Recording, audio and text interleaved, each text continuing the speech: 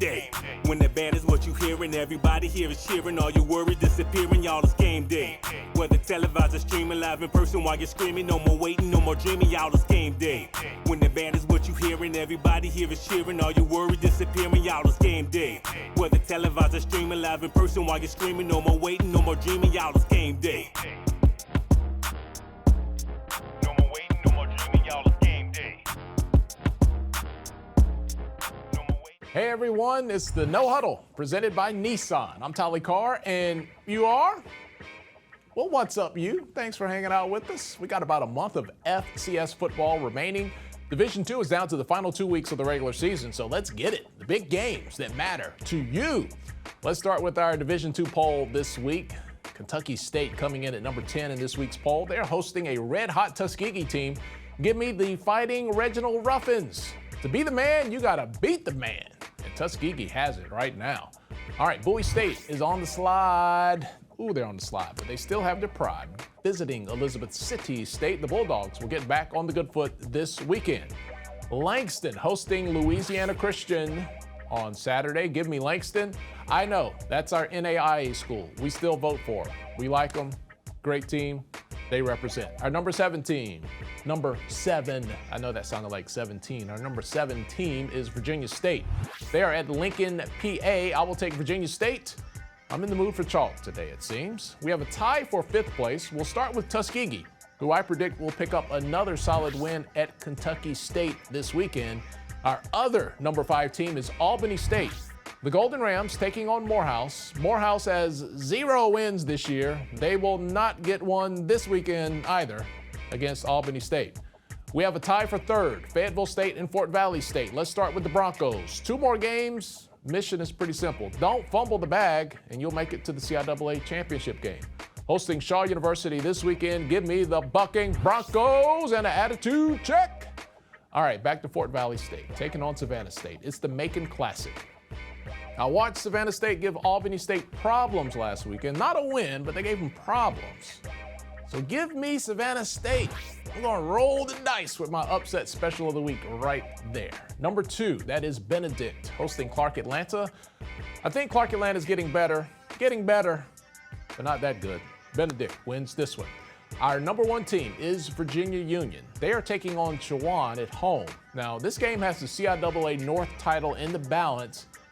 And real quick here, now we don't have Chowan in our rankings. They compete in the CIAA, an HBCU conference, but Chowan is not an HBCU school. So we were kind of divided about it as a staff. What do you guys think? Would you rank Chowan? I don't know. You let me know in the comments. Either way, I foresee a back and forth game.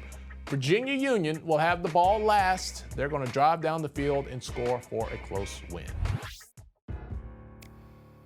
The sun was shining in Oxford, Pennsylvania, when Virginia Union and the nation's leading running back, Jada Byers, planned on extending their winning streak.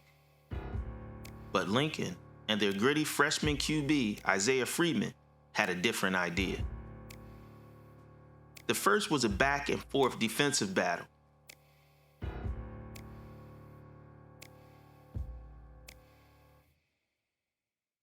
With Virginia Union's Brady Myers scoring the only points of the first quarter.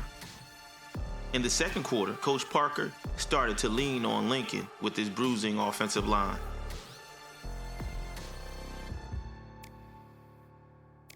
While in the red zone, Jakari Grant hits Larry Hockey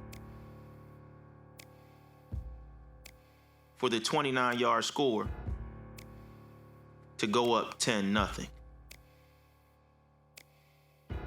After stopping Lincoln, Virginia Union put together an 8-play, 14-yard drive, capped off by a physical Byers 3-yard run, extending the lead 17-0. Virginia Union started the second half like they ended the first, with a pounding running attack. But Lincoln came out fired up and caused the Jada Byers to put the ball on the ground. And they didn't waste time getting the ball in the end zone. It only took 5 plays for Amir Gerald to push the ball across the goal line from 5 yards out. The score is 17-7. Virginia Union tried to put away the Lions, when Jada Byers broke loose for 26 yards and the score. Now the score was 24-7, but Lincoln answered back with a score of their own. Isaiah Freeman said, "I can do it with my legs too." A 12 yards and a score. With a missed field goal, the score is 24-13. Virginia Union's O-line took charge. After a bruising 14-play drive, Byers punched it in with another touchdown.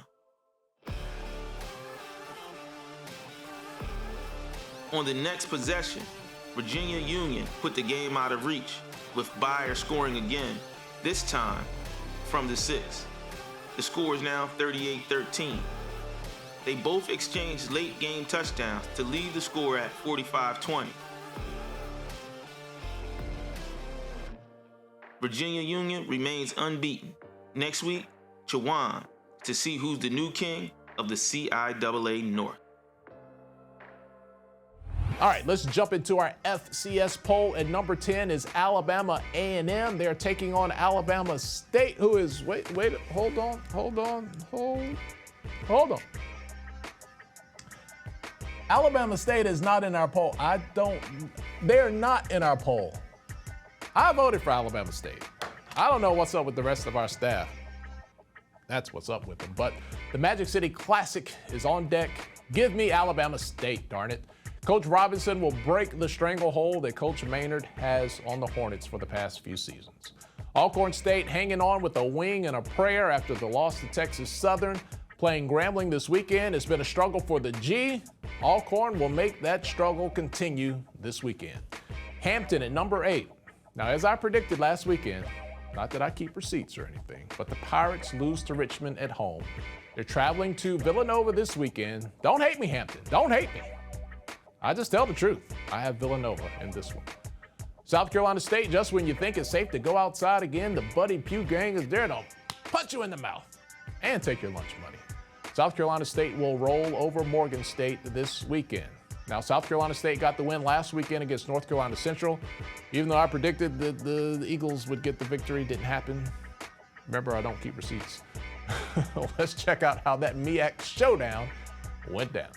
Boy, do I got a story to tell y'all about how the Bulldogs and the Eagles went head-to-head down there in Oliver C. Dawson Stadium. No pun intended, but I can promise you it was a dog fight. You feel me? Them boys was out there battling like the MEAC Celebration Bowl was on the line. And with the way these two teams have been playing this season, you would think that it would be a one-sided, easy victory. And I know you did too. That's why you clicked on the video. Let's get straight to it. Game Day Nation, let's ride. I promise you, this is not a Shaq Davis highlight show, but I promise you, that's what it was on the field. Shaq Davis gets another touchdown to put them up 26-24. I ain't gonna lie, man, when that South Carolina State offense is clicking, they're gonna be a dangerous team because, man, they were getting to Richards anytime they wanted on 3rd and long. But the Eagles defense turned up as well as they got the ball back for the Eagles as Latrell Kohler goes in for another ground and pound attack. And I think the Eagles have found something on the ground because they kept running the ball to the left side of that O-line and they was getting positive yards with it.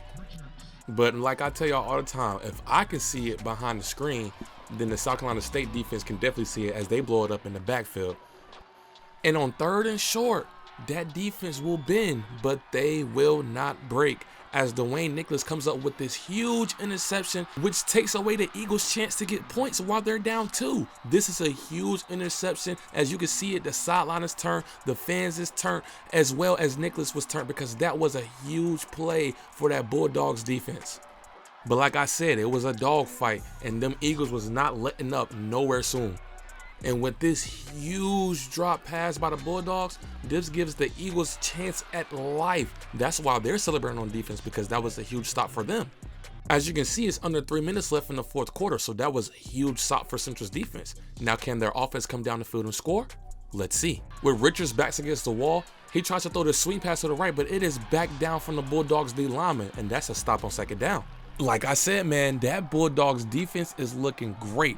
On 3rd and long, Richards drops back, tries to find someone over the middle, but the Bulldogs bat the ball down, and he said, man, I got that thing in a seatbelt. 4th and long coming up here. It's 4th in the game. What do? The Bulldogs drop back in their coverage. Richards drops back for the pass. Great protection from the O-line. Starts to roll out the pocket. Richards throws out the pocket. Finds running back Kohler, who gets the crazy one-handed catch, but he can't hold on to it. The pass goes incomplete. The pass out of bounds. And as you can see it from the Central Eagle fans that were there, they knew that their chances of going to ATL were very slim at the moment. With the Bulldogs extra excited, some of the fans had stormed the field a millisecond too early before the game was over. But eventually, the game was over. The Bulldogs take the win 26-24 over the Eagles. And the Bulldogs were very vocal about all roads coming through them in the MEAC.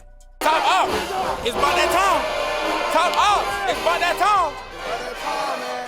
And we run the MEAC! What's the luck, baby? Can't wait to see the A. Back to the A! North Carolina Central at number 6 just had a tough loss at South Carolina State, as you saw, but still in position to make a run this year. North Carolina Central at Delaware State. Hornets will be testy, but the Eagles get the win. Don't let me down, Eagles, 2 weeks in a row, please. Speaking of Delaware State, who dropped out of the polls this past weekend, the Hornets, they were at Howard's homecoming. Now, where would you rank Howard's homecoming? Is it top 5? Is it top 3? Is it the best? Well, HBCU Gameday was there. We'll let you be the judge.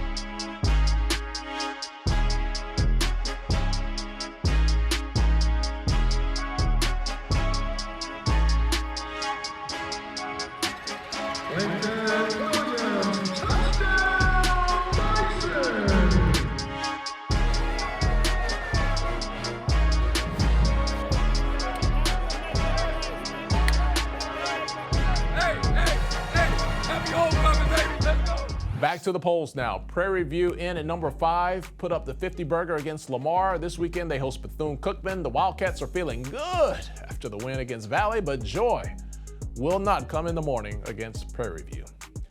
Hey everybody, it's G-Ho. It's G-Ho. I got props on the show. It's G-Ho. It's G-Ho. Did I mention that it's G-Ho? Greatest homecoming on earth. Guess who doesn't care about G-Ho? Campbell University. I do care. That was maybe a little dramatic. The Aggies have been quietly putting together a nice string of wins the last few weeks, but that will end against Campbell. The Fighting Campbells escape Greensboro with the win. But before we go further, let me just address America. America, I have my integrity. I can't pick an HBCU every time they play a non-HBCU. That would not be integrity. I have mine. Thank you. All right, back to our regularly scheduled programming. Southern in at number 3, visiting Jackson State this weekend. College Game Day will be there. The whole HBCU universe will be watching. Beast of the East, without a pause, versus the best in the West. That prediction is on the way. Hold tight, hold tight, hold tight. Our number 2 team, they looked dead in the water after week 2, but Florida A&M is back in business. They are ready to get back on the field after a bye week. It's homecoming, and they are welcoming UAPB to town. Pine Bluff has a new coach after moving on from Doc Gamble. Look for UAPB to lead at the half with some new look stuff on the field, but the Rattlers will solve the puzzle after the break and win the game on the highest of 7 hills. And our number 1 team, the unbeaten Tigers of Jackson State University. It's the new Hollywood of the South. We had Snoop D-O-double-G, the cast of P-Valley, and other nationally renowned rappers that I've never heard of because I'm old and corny, but they were there. And these are the people showing up in Jackson State this season. Everyone's loving it, but hey, the celebs don't run plays. The outcome of the game will be decided by the players and the coaches. Jackson State is battle-tested after surviving Campbell. Travis Hunter will only get stronger each week. He's back in the lineup. Give me the Tigers by 14. Well, we always love to leave you with a little sound from above, a slice of heaven, with our HBCU bands. Today, it's the Marching 100 from FAMU. We revisit their time in Chapel Hill, North Carolina, where they showed UNC the magic of HBCU bands. We'll see you guys next week. Marching bands at historically black colleges and universities are more than just sideline entertainment. And the often imitated, never duplicated energy of HBCU band culture is always taking center stage at one venue or another. And for the Marching 100 from Florida A&M, whether they're playing the Louis Vuitton fashion show in Paris or rocking a home game at Bragg Memorial Stadium, when the Marching 100 pulls up, you can expect a one-of-a-kind experience. So when FAMU and the University of North Carolina at Chapel Hill met in the season-opening HBCU celebration game, the Marching 100 brought their signature sound to one of the most iconic PWI college towns in the country. And while the UNC Tar Heels are best known for their work on the hardwood, their pregame Tar Heel Town tailgate was dripping in its own unique flair, with a style and tradition all of its own. I pulled up on the Marching Tar Heel band mid-fight song, as the fans waited to greet the players coming off the team bus like they do for every home game.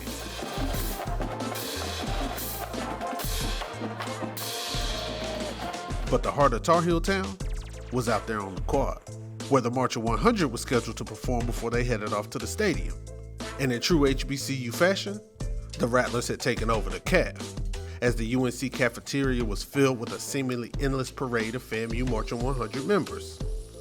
And as I followed the 100 from the CAF to the quad, I saw the size of the crowd that had gathered. But for the Marching 100, it was just another show before a show for one of the best bands in the land.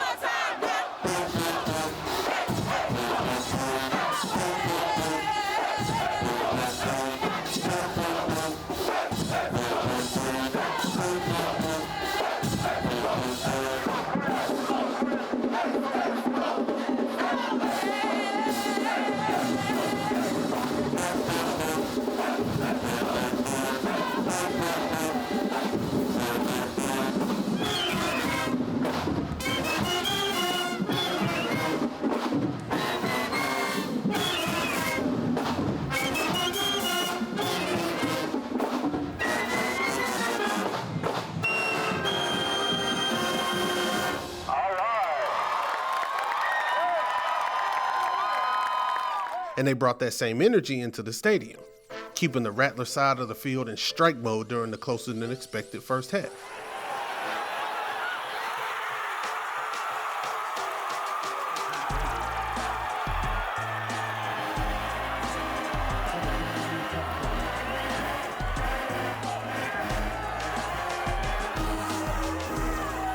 And when you play an HBCU in football, halftime ain't no break. And the Marching 100 took the field with the Marching Tar Heels for a halftime show for the ages.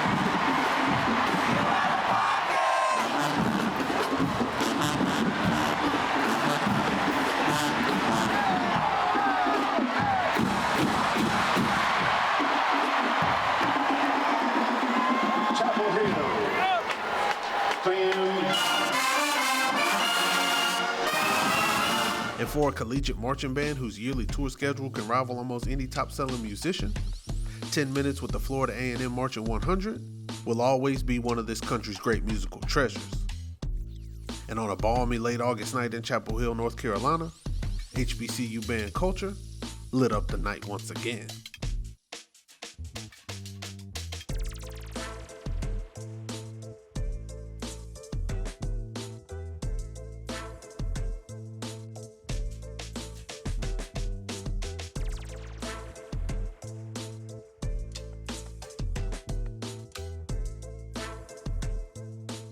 Game day. When the band is what you hearing, everybody here is cheering. All your worries disappearing, y'all, it's game day. Whether televised or streaming live in person while you're screaming, no more waiting, no more dreaming, y'all, it's game day. When the band is what you hearing, everybody here is cheering. All your worries disappearing, y'all, it's game day. Whether televised or streaming live in person while you're screaming, no more waiting, no more dreaming, y'all, it's game day.